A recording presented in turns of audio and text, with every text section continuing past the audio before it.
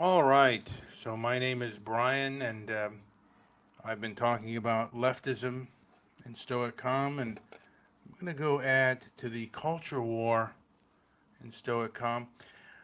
I'm kind of technologically ignorant on things, so I would certainly play videos. This case, I don't want to play the video of this person because I don't want him to know to a degree that I'm listening to him. Because a lot of these leftists, by the way, are very egocentric and not good people. So I'm going to play this video in bits and pieces, and then I'm going to stop and uh, and go in between, just add my commentary. And this will be the first part of it. Anyway, I'm going to go this right now.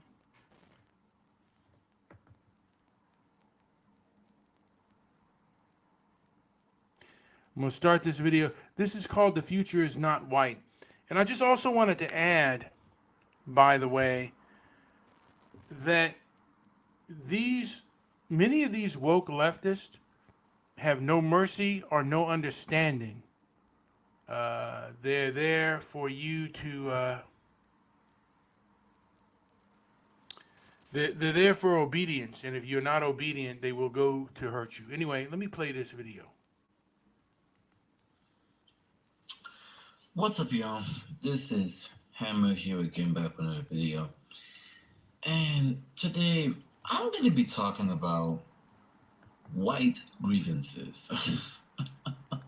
Now listen to his laughter. Listen to his laughter.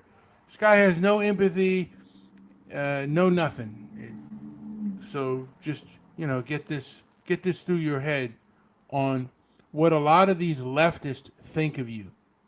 I'm gonna continue. I'm going to be diving into that because, the title of this video is The Future's Not White. And the reason why I decided to title this video that name, to give it a name, is because I believe that because we have come to recognize and realize that the future is not white, this is why you're seeing these rising white grievances, right, coming out of nowhere. That's an assumption, by the way. A lot of things out there uh, that the people who are having grievances, is because they are directly discriminating against white and going against meritocracy. This guy is again not acknowledging certain facts. But let's continue. The same white people that were telling black folks, that were telling really everyone across the world, they need to get over the past, they need to stop complaining, they need to pull us about our own bootstraps. But then all of a sudden now they're talking about anti-white racism. More assumptions. I'm gonna continue. All of a sudden now they're talking about white men are being discriminated against. I said, where does this come from? How do you go from racism doesn't exist, stop complaining, get over it, to all of a sudden white grievances? And I believe the answer is very clear. I believe that the reality of the fact that the future is not white is starting to set in. And white people are panicking. And I think what you're seeing now, and what I'm going to discuss in this video, are the many forms in which they're reacting to this, right? On one hand, you have the white manosphere, white male grievance form. On the other hand, you have the sort of, white working class grievances, which is, I'm talking about Oliver Anthony for a while. And then you also have the quote unquote anti-white racism, right? The whole, we're just being entitled to be white. And I'm gonna dive into this is a channel called No White Guilt. I'm gonna dive into that too. I'm gonna touch all three aspects, right? But first, let's dive into the white manosphere, white male grievances.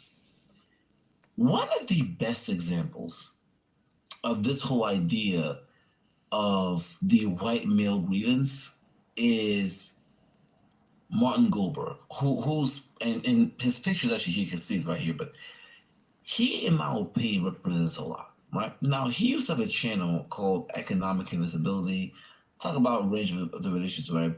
And of course, he went through his whole manosphere our whole manosphere thing, right? I went through my whole thing, but mainly through the black manosphere. If you listen to Martin Goldberg's videos, it is obvious that almost all of his videos are about the white male plight, right? How white men are losing their position economically, they're losing their position militarily, how they no longer have control over white women or the women the way they used to, how the population is shrinking. Now, again, he doesn't go into how a lot of the woke leftism, by the way, promotes white guilt and racial abuse against whites. And this guy, he's an abuser. Make no mistake about it. He's an egocentric. He sounds like an egotist at best, or a full-blown narcissist at worst. He has no empathy for you whatsoever. So, and again, the thing about narcissists is if they could kill you, they will. They would. If they could cause you to commit suicide, they're happy for that part. This is how vicious these people are. And you could tell just within his voice, he's got no empathy or understanding for anything. He's got no limited objectivity. You can just tell that with just by listening to this dude. And it's called "The Future Is Not White." I might put a description of this awful video in the description of the video that I'm doing. But let's continue. You know, that's essentially what it is, right? How what their grandfathers or grandfathers could do, they can't do anymore, right? That's essentially what his videos are about. Now he may dive into other topics here and there, but it's rooted in white grievances. And even though Martin Goldberg has since sort of moved away from the manosphere and has called out the whole MAGA crowd, he still very much talks about this. In fact, he made a video, I think, in a couple of months in the past, where I commented below, say, "Look, Martin Goldberg, you gotta be honest about what you about your content, because look, everything you're saying in your videos actually represents why the manosphere split. The reason why black men left the manosphere and made their own space is because they recognize that you guys weren't really trying to advocate for males' issues. What you were really trying to advocate for white male grievances, right? In other words, you had, as long as black men in America, or I guess non-white men, if you want to put it right, as long as every other group of men was suffering and doing bad, you didn't care. Because as long as white men were in a good position, it didn't matter. That's also an assumption. Uh, again, he makes more assumptions. And again, this man lacks any kind of objectivity. But let's continue. So when black men were being gunned down, it didn't matter. When Hispanic men and Asian, or all these other groups of men were being attacked, were not doing so good, it didn't matter, right? Especially black men. But the moment white males started to encounter any kind of struggle, the moment white males started to face any kind of adversity, all of a sudden now we gotta talk about men's issues. And even then it's disingenuous because we know it's really about only white males, right? In a previous video when I talked about black men bashing black women, one of the examples I brought up was how Kevin Samuels went on Fresh and Fit podcast, right? And when he tried to rebuke a white female, right? Because the white guys was trying to rebuke her, right? Here was a white female, right? And because I'd like to see evidence on this, by the way. I saw I believe I've seen the Fresh and Fit podcast, and I haven't seen that, but I could be wrong. us to do it, white men later all went to attack Kevin Samuels. Because even though they're all part of the manosphere, at the end of the day, Kevin Samuels is black and they're white. Not Fresher, but I'm talking about Roll Tomas and the white were the right. It came down to that. And I feel like when it comes to Martin Goldberg, although he may have, I guess, tried to separate from the manosphere, the white manosphere, and although he may be moving with MAGA, he needs to understand that, dude, the reason why you struggle communicating with non-white men, especially black men, is because whenever you open your mouth, it's obvious that you're not really sincere about, you are not sincere in regards to the issues of people who are not white. Are black folks sincere about people that are not black? Just asking. Maybe nothing to it. Let's continue. especially black, right? And when black people try to talk to you about the situation, you're not being honest. And what breaks my heart is that Martin Goldberg is actually a very smart guy. He's very intelligent. I know Martin Goldberg is a guy who reads a lot, and if he really wanted to, he could go and pick up the book Empire of Cotton. He could educate himself on issues of race when it comes to black people in America. He chose not to. What he chose to do is to go online and just make.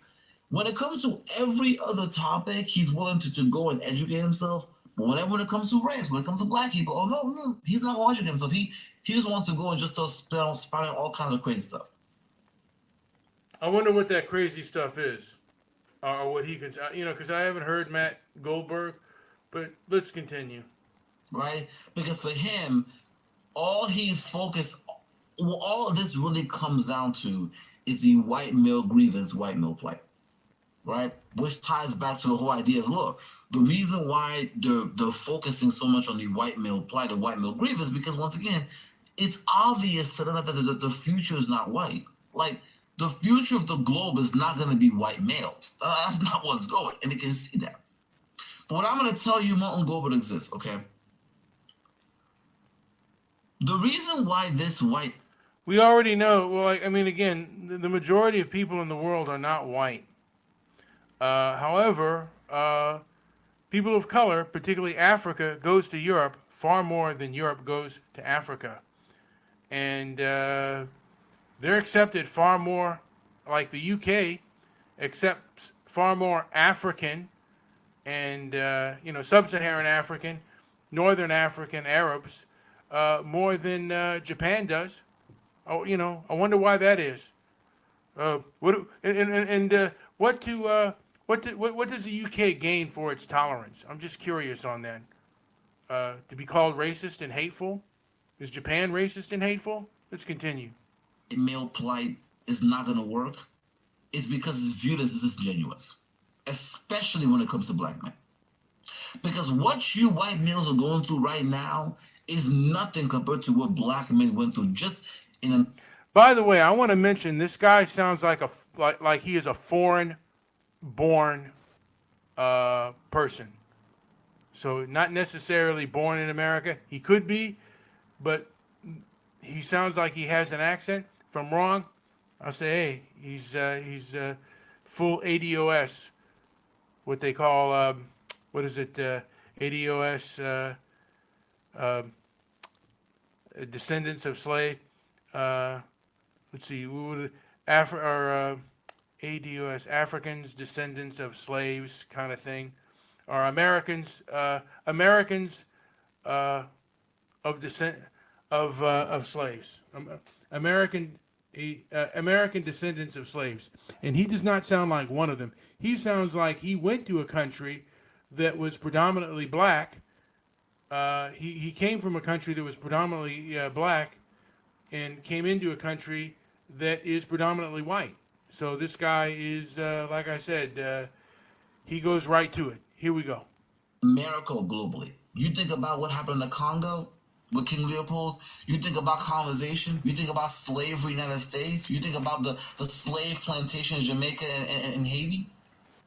Think about Jim Crow laws that black. I'm like, just a couple of weeks ago, months ago, in Florida, they're talking about how black Americans benefited from slavery. That's what we got to deal with collectively as a group. Yeah, and the thing about Florida is they said that some of the trade skills ended up benefiting black people. Being trained as a carpenter, just as if when whites were taken as slaves or taken as indentured servants, they developed skills that benefited them in the long run. So again, to say that slavery is beneficial, or like there aren't, you don't develop skills that are beneficial. There's no objectivity here. This is all about emotional downplaying. It's complete nonsense. That's what black people got to deal with globally. But yet, whenever black people talk about those stuff, the real grievances that black people have globally, oh, the answer is get over it, stop complaining. But white males who Hey, how about the fact that many African countries kick white people out, yet they want to be welcomed with open arms into white countries? It's what's mine is mine, but hey, yours, that's for everyone. Let's continue. have been literally at the top of the hierarchy for the past 400 years, the moment now that their time is coming to an end, all of a sudden now, we're struggling. All of a sudden now, Look how he mocks. Look how unobjective he is, in the sound of mockery in his voice. you want to have grievances. Isn't it interesting how when black people talk about the real grievances, the real grievances that they've encountered globally, it's complaining. When white folks who've been the most privileged talk about That's an assumption. If the grievance is legitimate, people will listen to it. That's why you have courts of law. And by the way, white people are the only group, where hate speech and white supremacy, white dog whistle. If you talk about any issue about whites, they'll say, "Oh, that's a white supremacy dog whistle." White supremacy's, we're the only group that has a dog whistle. Unbelievable. I'm sorry I'm getting upset, trying to remain my stoic calm on listening to a person who I see really is showing very narcissistic behavior patterns. But let's continue. how they're losing power and the grievance of them losing power, all of a sudden now we're all supposed to care. This is the reason why I got so angry about Ukraine. Because Ukraine to me was a great example of white lives matter. We love saying black lives matter, but let's be honest here. In this world, it's white lives matter. Because what happened to Ukraine has happened to countries all across the world. There was no tears when Afghanistan was being bombed, was being destroyed. There was no tears when Libya was being destroyed. There was no tears when Iraq was being destroyed. When the U.S. stages coups globally. Now, most conservatives are not in favor of giving any money to the Ukraine, by the way. Let's continue. When Europeans destroy nations, steal the resources years. But the moment a European country gets destroyed. Now, I'm gonna get into this thing real quick. Just this real definition of wealth and poverty. Wealth is man-made. You take resources and you make things with it. Poverty is a natural state. Poverty is a natural state. Our species evolved in poverty. And the impoverished go to the wealthy places. I'm going to continue just a little bit, and then I'm going to wrap this puppy up. The moment white kids start being gunned down the streets in Europe, all of a sudden now we're supposed to care? All of a sudden it's a problem? Again, there is in America and in Europe, by the way, in the UK, there was a large instance of British girls being groomed by Pakistani Asian men. And yeah, we complain about that. The EDL complained about that. I'm going to get into this further. I'm going to do a part 2. This guy's rather disgusting, in my opinion, the more I listen to him. He seems, by the way, like a full-blown narcissistic person. Not good at all. But again, I just want to say this is what you're dealing with. This is the mindset of the egocentric narcissist. Anyway, hey, like, subscribe, leave a comment down below if you gain anything from it. If not, that's fine too.